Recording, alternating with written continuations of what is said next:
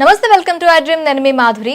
Breast క్యాన్సర్స్తో ఏటా లక్షలాది మంది మహిళలు చనిపోవటం జరుగుతోంది. దీనిపైన ఎంత అవగాహన కల్పిస్తున్నప్పటికీ కూడాను చాలా మంది ఒక సిగ్గు అనే ఒక షై ఫీలింగ్తో కంప్లీట్గా వాళ్ళు బయటికి ఇంకా రాలేక చాలామంది చనిపోతున్న సిచ్యువేషన్స్ ఉన్నాయి. అయితే బ్రెస్ట్ క్యాన్సర్ని మనం ఎలా గుర్తించాలి, గుర్తించిన వెంటనే ఏం చేయాలి, డీటెయిల్గా చెప్పడానికి మనతో పాటు ఉన్నారు డాక్టర్ వసుంధర, గైనకాలజిస్ట్. తనని అడిగి డీటెయిల్గా తెలుసుకుందాం. Hello ma'am. Hello ma'am, breast cancer అసలు ఫస్ట్ దీన్ని ఎలా ఐడెంటిఫై చేయాలంటారు? బ్రెస్ట్ క్యాన్సర్ ఐడెంటిఫికేషన్ అనేది ఎప్పుడు కూడా సెల్ఫ్గా అయితే చాలా వరకు అవుట్కమ్ బెటర్గా ఉంటుంది. అదే మనకి చాలా అంటే లైక్ డాక్టరే ఐడెంటిఫై చేసి మీకు బ్రెస్ట్ క్యాన్సర్ ఉంది అని చెప్పే స్టేజ్కి వెళ్ళారు అంటే అది చాలా అడ్వాన్స్డ్ స్టేజెస్లో ఉన్నాయని అర్థం. సో ఇక్కడ self identification of the breast cancer అంటే ఏంటి, మనం ఎవ్రీ మంత్ కూడా మన మెన్స్ట్రుయేషన్ టైం అప్పుడు, ప్రీ మెన్స్ట్రువల్ టైం అప్పుడు ఒక టైం పెట్టుకోవాలి.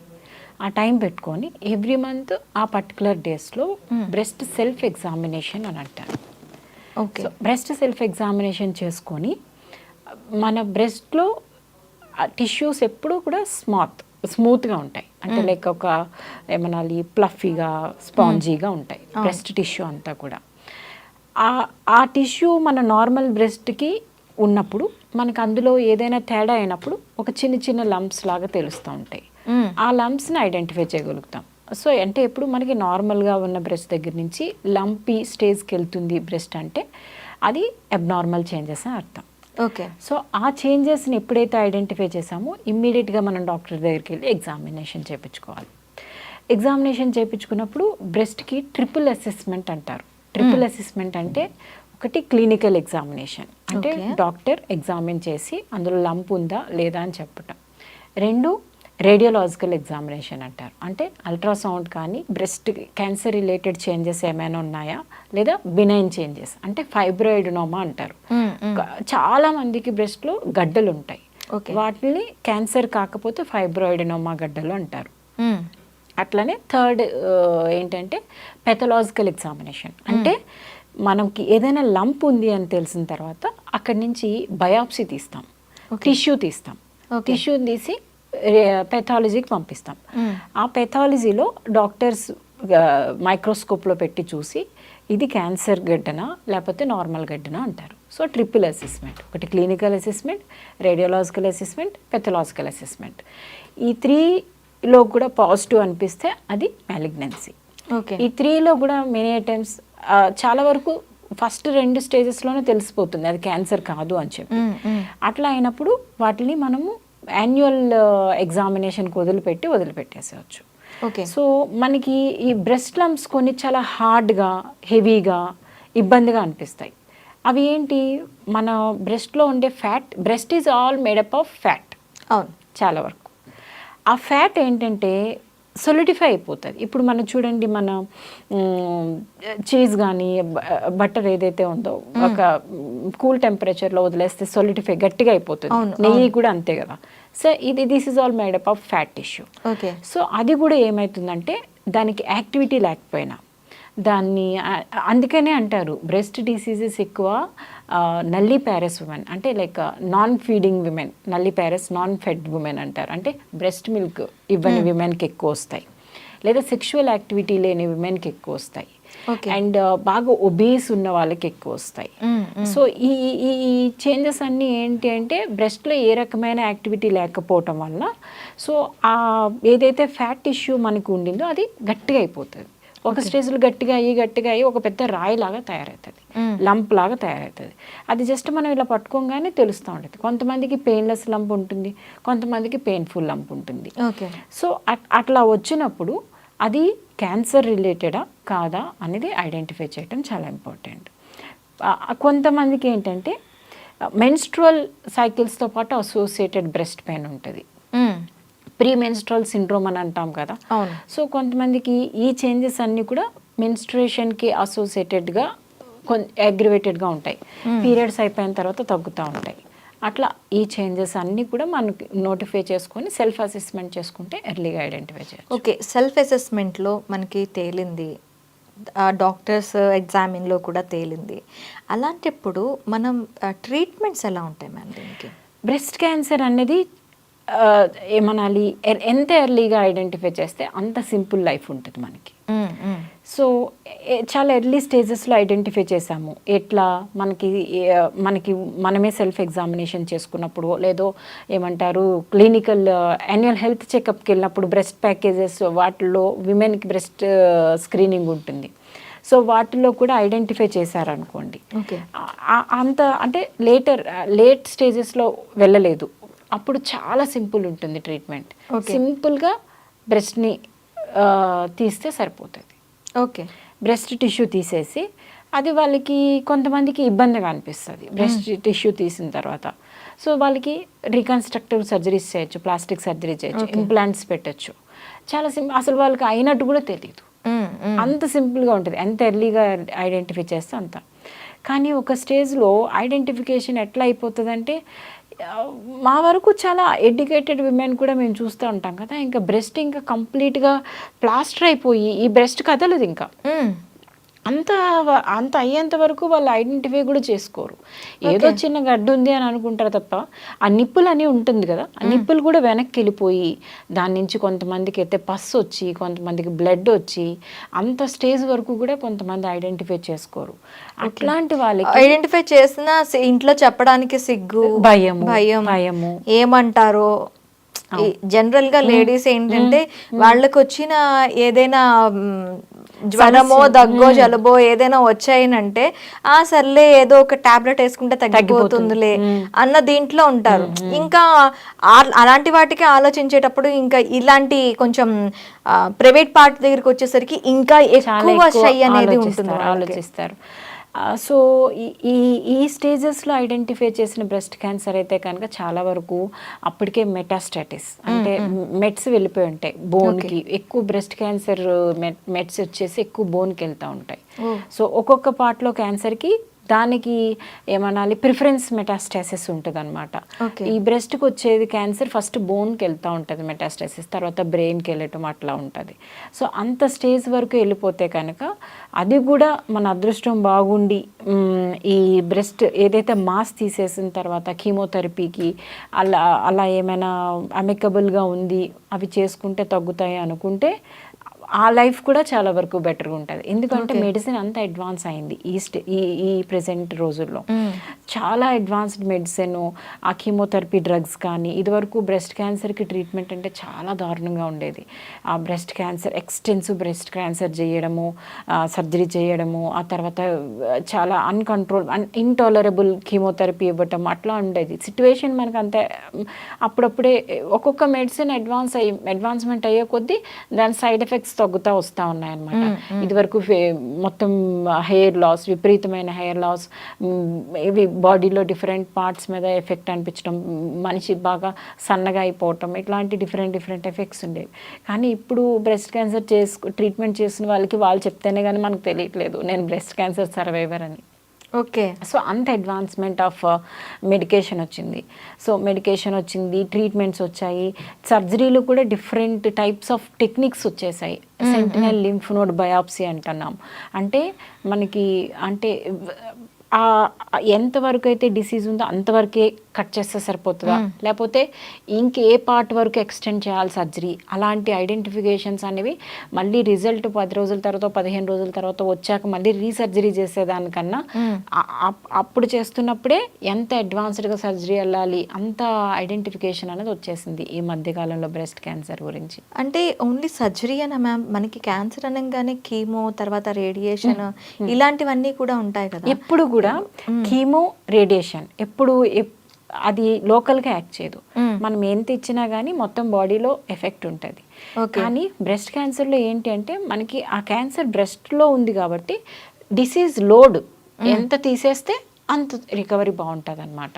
ఓకే. సో ఆ లోడ్ తీసేస్తే పక్కనున్న ఆర్గాన్స్కి స్ప్రెడ్ కావటం చాలా తక్కువ ఉంటుంది. ఓకే. ఈ కీమో కానీ రేడియో కానీ ఎప్పుడు ఇస్తాము, మనకి తెలియకుండా బాడీలో మిగిలిన పార్ట్స్కి స్ప్రెడ్ అయితే ఆ స్ప్రెడ్ అయిన వాటిని కూడా కిల్ చేస్తే అక్కడ క్యాన్సర్ మళ్ళీ డెవలప్ కాకుండా ఉంటుంది అన్న ఉద్దేశంతో కీమోథెరపీ కానీ రేడియోథెరపీ కానీ ఇస్తాము.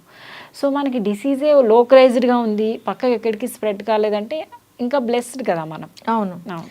సో ఇంకా ట్రీట్మెంట్స్ కాకుండా వీళ్ళకంటే ట్రీట్మెంట్స్ తర్వాత కూడాను కొంతమందికి బాగా మళ్ళీ వచ్చే ఛాన్సెస్ కూడా రికరెన్స్ అంటారు. సో దీనికి ఎలాంటి ట్రీట్మెంట్స్ ఉంటాయి మళ్ళీ రాకుండా ఉండటానికి? కానీ ఒకవేళ మళ్ళీ వస్తే ఎలాంటి ట్రీట్మెంట్స్ ఉంటాయి? సేమ్ మళ్ళీ ఆపరేషన్ ఇలాంటివన్నీ చూసుకోవాల్సి ఉంటుందా? బ్రెస్ట్ క్యాన్సర్లో చాలా వరకు రికరెన్స్ ఎప్పుడవుతుంది అంటే మనకు తెలియకుండానే క్యాన్సర్ సెల్స్ బాడీలో పక్కన పార్ట్స్కి స్ప్రెడ్ అయ్యి అది మనం ఐడెంటిఫై చేయలేకపోయి కీమోథెరపీ కానీ రేడియోథెరపీ కానీ ప్రాపర్గా అవ్వకపోతే రికరెన్స్ వచ్చే ఛాన్స్ ఉంటుంది. కొన్ని సిట్యువేషన్స్లో రేరెస్ట్ ఆఫ్ ద అది ఏమనాలి పూర్లీ డిఫరెన్షియేటెడ్ బ్రెస్ట్ క్యాన్సర్స్ అంటారు. అంటే ఇది అర్థం కాని క్యాన్సర్ అనమాట.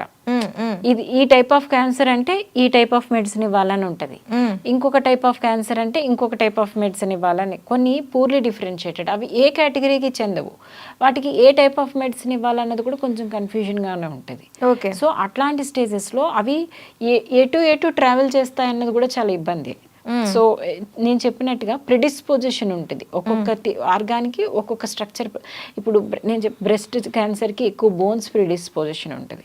అట్లాగా బోన్స్కి వెళ్ళకుండా కొన్ని ఏంటి అడ్డదిడ్డంగా లంగ్స్కో లివర్కో ఇంకా స్ట్రక్చర్స్కో పక్కన ఉన్న స్ట్రక్చర్స్కో వెళ్ళింది అనుకోండి, డైరెక్ట్గా ఆల్ టుగెదర్ బ్రెయిన్కో వెళ్ళింది అనుకోండి. అట్లాంటప్పుడు మనం స్ట్రైట్ హెడ్ చాలా కాంప్లికేటెడ్ మెడిసిన్ బ్రెయిన్కి ఇచ్చేయలేం. అవును. సో చాలా ఆలోచించి బ్రెయిన్స్ లో ఉన్న పక్కన ఉన్న స్ట్రక్చర్స్ డ్యామేజ్ కాకుండా చూసుకోవాలి. మనం మెడిసిన్ ఉంది కదా అని ఇచ్చేస్తే అది అక్కడ ఒక్కటే యాక్ట్ చేయదు కదా, బాడీ అంతా నార్మల్ సెల్స్ కూడా యాక్ట్ చేస్తాయి కదా.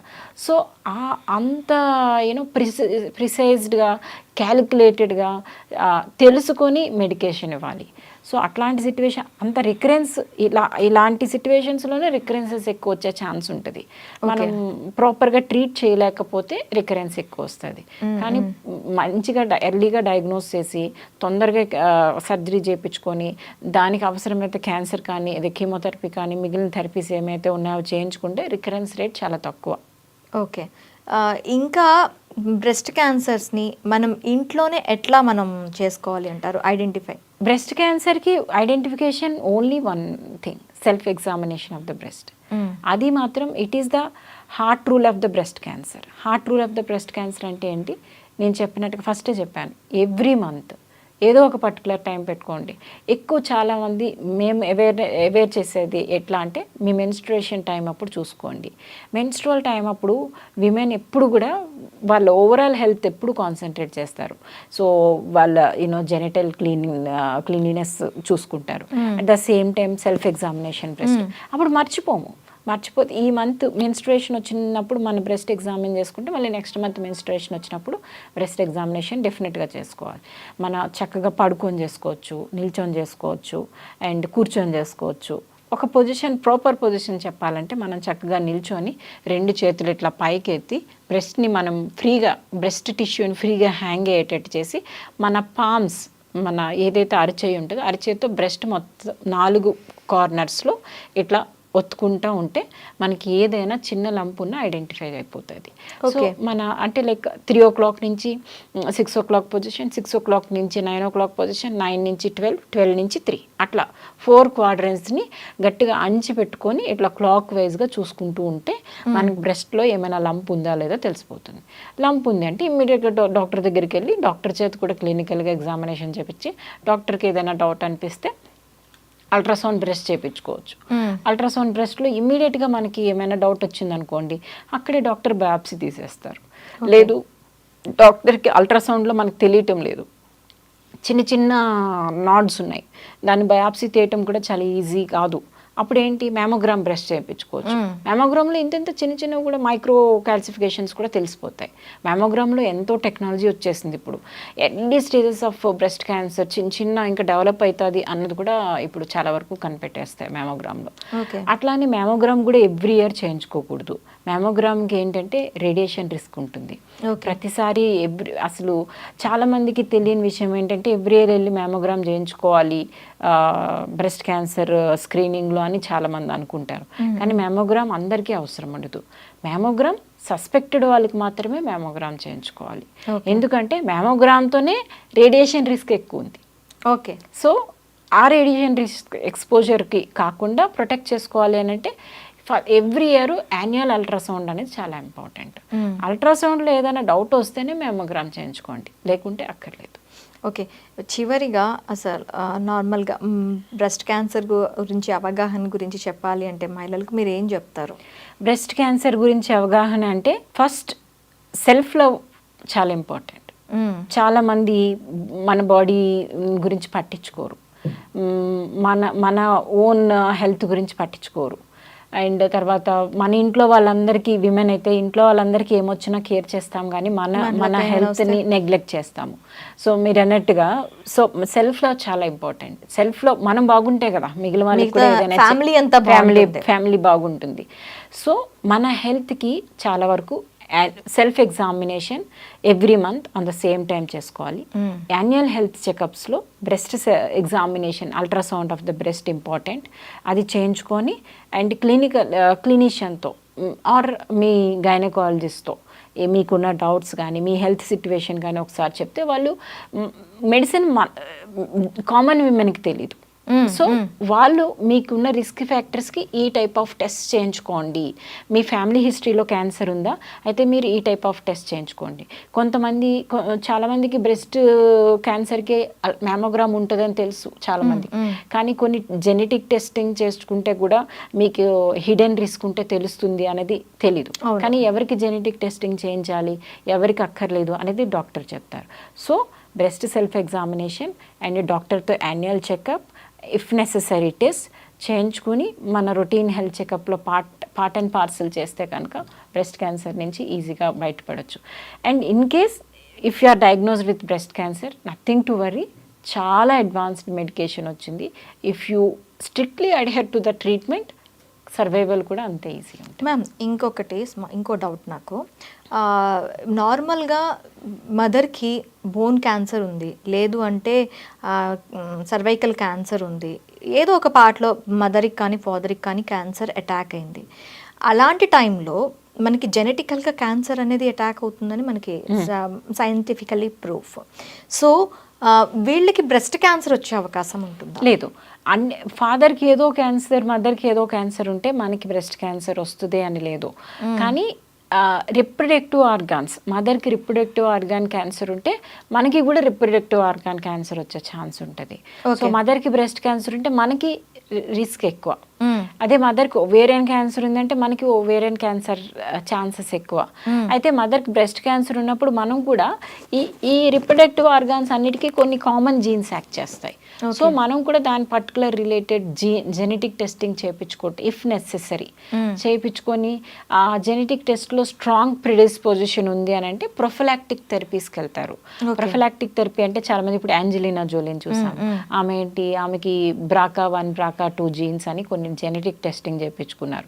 ఎందుకు వాళ్ళ మదర్కి వాళ్ళ సిస్టర్కి సమ్ క్యాన్సర్ వచ్చిందని. సో ఆమె కూడా హై రిస్క్ అని చేయించుకొని నేను కూడా హై రిస్క్ అని ఆమె ఏం చేయించుకుంది, బైలేటరల్ బ్రెస్ట్ తీపిచ్చేసుకుంది, ఓవరీస్ తీపిచ్చేసుకుంది, అన్ని reproductive ఆర్గాన్స్ని తీపిచ్చేసుకుంది.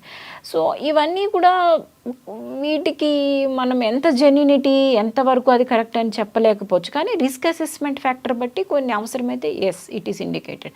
Instead of getting it done once it is been diagnosed, లేదా ప్రొఫిలాక్టిక్గా చేయించుకోవడమా అనేది డాక్టర్ అండ్ పేషెంట్ కూర్చొని డిస్కస్ చేసి చేయించుకోవాలి. Okay ma'am, thank you very much.